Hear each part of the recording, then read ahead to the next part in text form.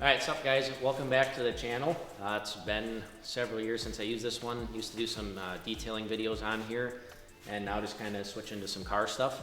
But just picked up this 2012 V1 Nismo 370Z. It's got 40-something thousand miles on it. Super nice ride. So naturally I had to order some parts for it.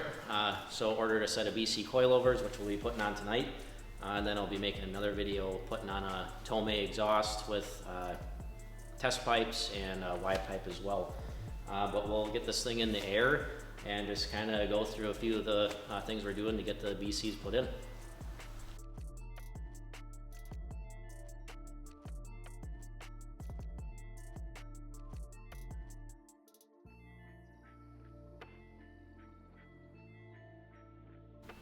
All right, we've got it up in the air, so I'm gonna just kind of go through what I got for the car. So I just went with the BC BRs, which is kind of their entry-level coilover. I did not opt in for the Swift springs because for me, I just don't think they're necessary. I'm pretty much just gonna be driving this around town. I don't really have any huge plans for tracking the car or anything, so I think this will be a perfect fit.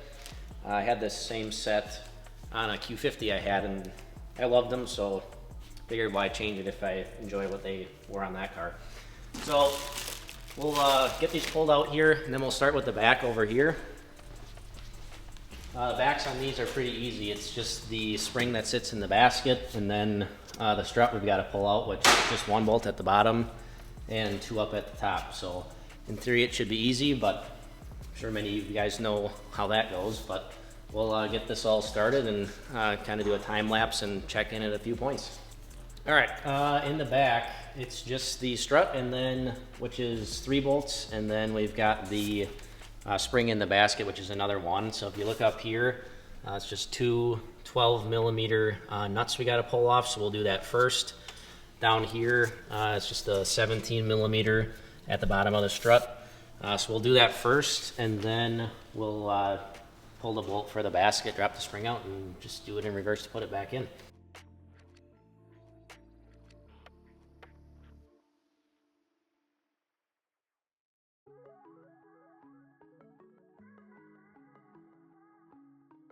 Got the strut out, so it's just the 2 12 mils up top and then that 117 at the bottom. And the nut on the back of the 17 is actually just welded on, so you don't even have to like use an open end wrench on the other side. The BCs though come with a nut, so we'll have to do it that way when installing those. To remove the spring here, I just use a transmission jack below it to kind of lift the basket a little bit to relieve, well, not relieve tension, but that way when we remove this one bolt, it doesn't just shoot out, and I don't know how much tension's in there. So we'll just zip this bolt out, pull the spring out, and then put the BCs in. It should be super easy.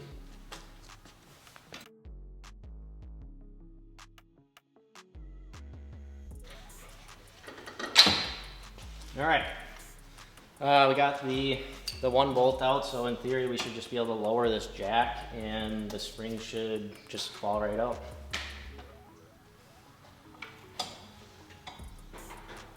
Actually not a lot of tension in there, so you shouldn't have to worry about doing that if you're doing it yourself at home.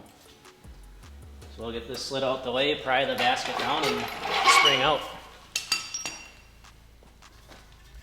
All right, if you want to pull the spring out, I'll just pull this down.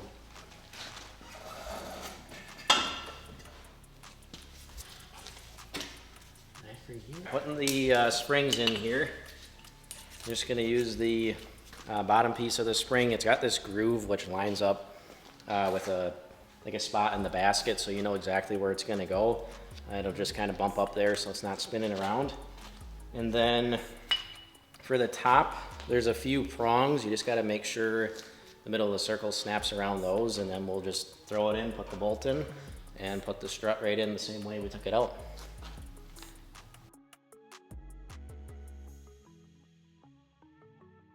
You got the back done, so it's just the, like I said, those couple bolts, so that's how it looks up top. And down here it's just the one there, and then you got to use the nut that's provided by BC on the other side. But that's that. We'll move on to the front on the left side, and we'll fill you in as we go.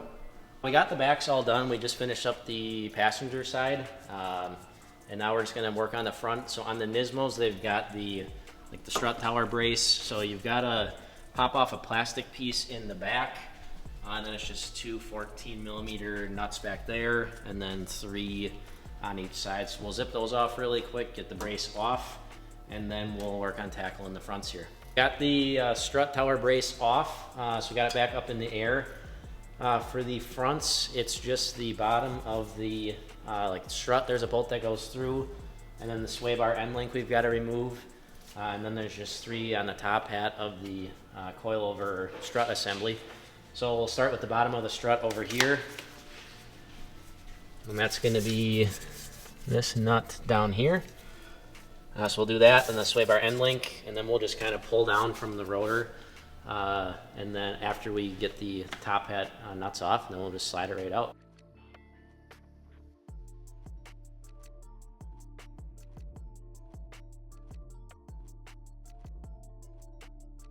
Boom.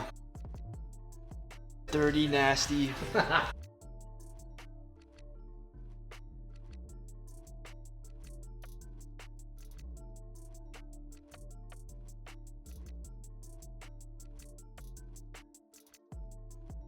Got the driver's side front all in. Honestly, it was not too bad. As soon as you drop the sway bar end link and then the bottom of the strut bolt out, you just kind of, if you can have one guy hanging on the rotor or the control arm while the other one just pulls out the assembly and puts the next one in, it kind of just slides in like a glove. So this is what it looks like. And we didn't adjust the height or anything. We'll put it on the ground and see how it looks, but that's what we're working with. So we'll get the strut tower brace on and get some wheels on.